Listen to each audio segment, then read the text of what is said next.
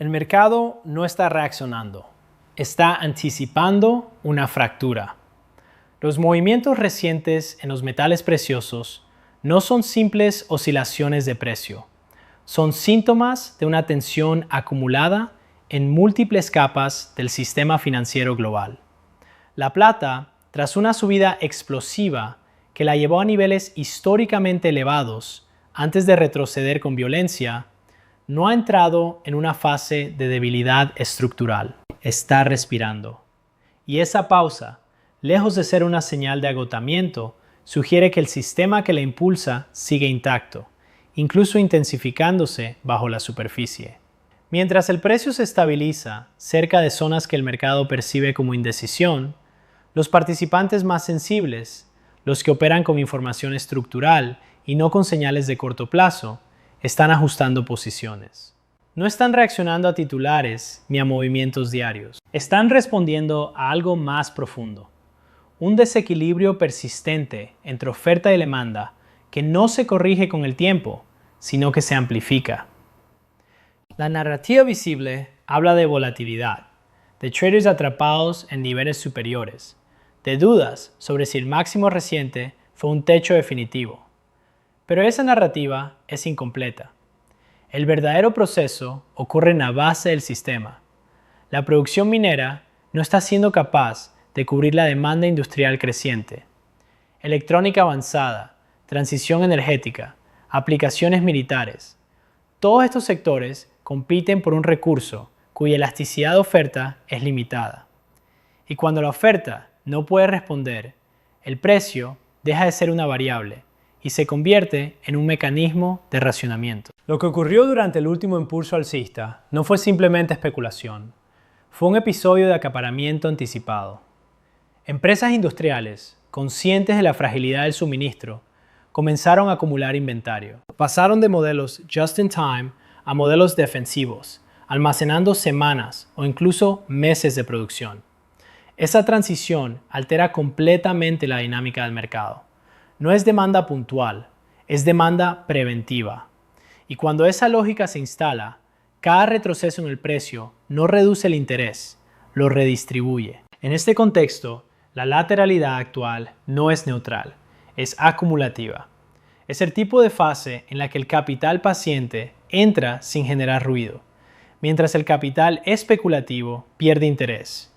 Y esa rotación es clave, porque define la calidad del próximo movimiento. Pero hay otro elemento que empieza a emerger y que no puede ignorarse. No se trata solo de demanda industrial o de ciclos de commodities. Se trata de geopolítica aplicada a recursos estratégicos. El movimiento de China en el mercado de la plata, limitando exportaciones mientras incrementa importaciones, no es táctico, es estructural. Está alineado con una estrategia más amplia de seguridad de recursos. En un entorno donde las cadenas de suministro son vulnerables y la fragmentación global es cada vez más evidente, asegurar acceso a materias primas críticas se convierte en una prioridad nacional. Y aquí es donde la narrativa cambia de dimensión. Porque cuando un actor como China actúa simultáneamente como consumidor industrial y acumulador estratégico, el mercado deja de ser puramente económico y pasa a ser geopolítico. La plata ya no es solo un input industrial ni un activo monetario secundario. Es un instrumento de posicionamiento en un mundo donde la confianza en las monedas fiduciarias está siendo erosionada. Antes de continuar, una pausa necesaria. ¿Desde qué país nos estás viendo? Porque la respuesta a esa pregunta determina cómo este proceso te afecta directamente. No todos los sistemas financieros reaccionan igual ante una presión monetaria creciente. No todas las economías tienen la misma exposición a la expansión de deuda, ni la misma capacidad de absorber shocks de liquidez. Volviendo al núcleo del análisis, el oro y la plata están convergiendo en narrativa, pero divergiendo en función. El oro se está consolidando como un activo puramente monetario, una reserva de valor, en un entorno donde la credibilidad de las divisas está siendo cuestionada. La plata, en cambio, opera en dos planos simultáneamente. Es industrial y monetaria. Esa dualidad la hace más volátil, pero también le otorga un potencial de revalorización más agresivo cuando ambos motores, industrial y monetario, se alinean. La relación histórica entre ambos metales sugiere que la plata está infravalorada en términos relativos. No porque el oro esté caro, sino porque la plata no ha ajustado completamente a su rol actual en la economía global. Si el oro se mantiene estable o continúa su tendencia alcista, la presión sobre la plata para cerrar esa brecha se intensifica. Pero el verdadero catalizador no está en la relación entre metales, está en el sistema monetario. La expansión de la masa monetaria, el aumento sostenido de la deuda pública y la incapacidad política de implementar ajustes fiscales reales están creando un entorno donde la depreciación de las divisas no es un riesgo, es una política implícita. Los bancos centrales no están actuando en un vacío. Están respondiendo a presiones fiscales que requieren financiación continua. Y esa financiación, en ausencia de disciplina presupuestaria, se traduce en emisión monetaria, directa o indirecta. El resultado es un sistema donde la liquidez se expande más rápido que la producción real, generando distorsiones en todos los activos. En este entorno, los metales preciosos no suben porque haya miedo inmediato. Suben porque hay una pérdida gradual de confianza. Y esa pérdida no se manifiesta de forma lineal, se acumula, se reprime y eventualmente se libera en movimientos violentos. Aquí es donde entra el factor geopolítico, no como detonante directo, sino como amplificador. Conflictos como el de Irán no necesariamente impulsan el oro en el corto plazo. De hecho, históricamente, los primeros movimientos ante una crisis geopolítica suelen favorecer al dólar y a la liquidez inmediata. Pero a medida que el conflicto se traduce en gasto público, en aumento de deuda, en expansión monetaria, el efecto se traslada al oro. No es el conflicto en sí, es la forma en que se financia. Y esa dinámica se está repitiendo. El aumento del gasto militar a nivel global, la reconfiguración de alianzas, la necesidad de asegurar recursos estratégicos. Todo esto implica un incremento sostenido del gasto público. Y ese gasto, en la mayoría de los casos, no está respaldado por ingresos fiscales equivalentes. El resultado es una presión creciente sobre los mercados de deuda soberana. Y aquí es donde el sistema muestra su punto más vulnerable. Los rendimientos de los bonos están subiendo en múltiples economías clave. No de forma explosiva, pero sí de forma persistente.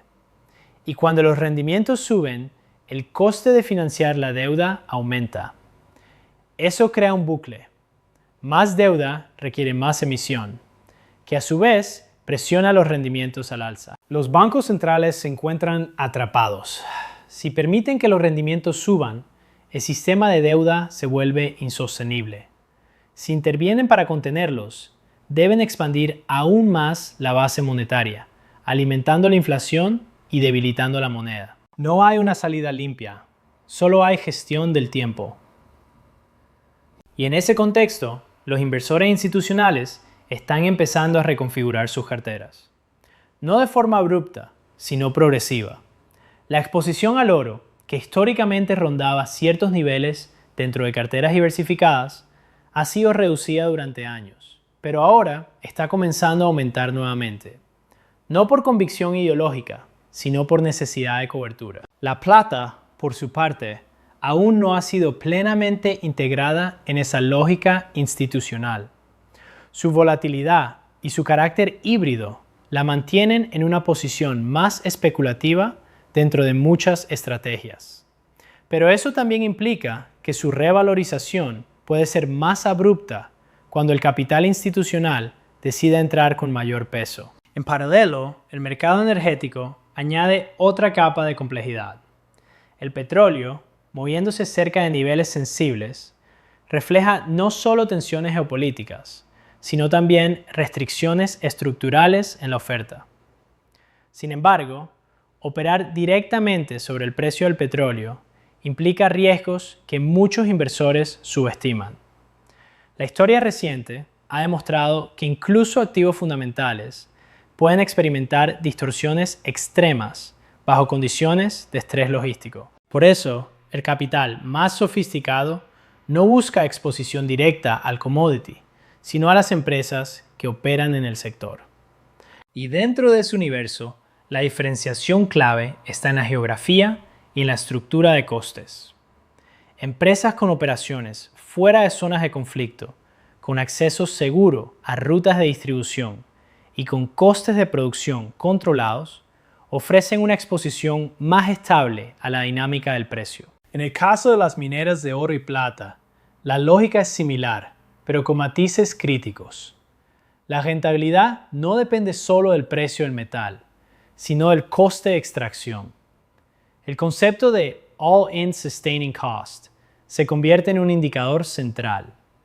Empresas con costes elevados ofrecen mayor apalancamiento al alza cuando el precio sube, pero también mayor vulnerabilidad cuando el precio cae. Aquí se produce una bifurcación estratégica.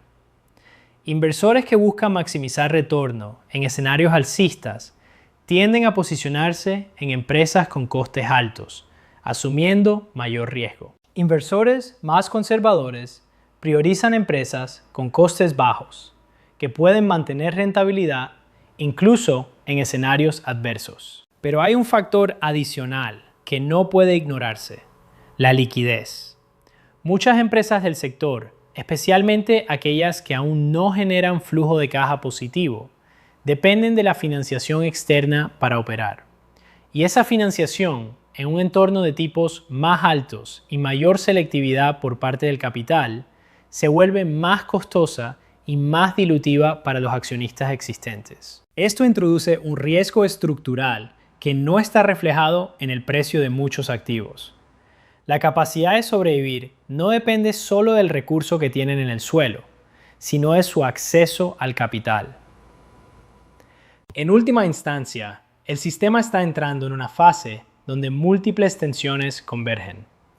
Desequilibrios en commodities, expansión monetaria, presión sobre la deuda soberana, reconfiguración geopolítica. No hay un único detonante. Hay una acumulación de fuerzas que empujan en la misma dirección. El próximo movimiento no será lineal. Será el resultado de cómo estas fuerzas interactúan bajo condiciones de estrés. Y lo que está en juego no es simplemente el precio de la plata o del oro.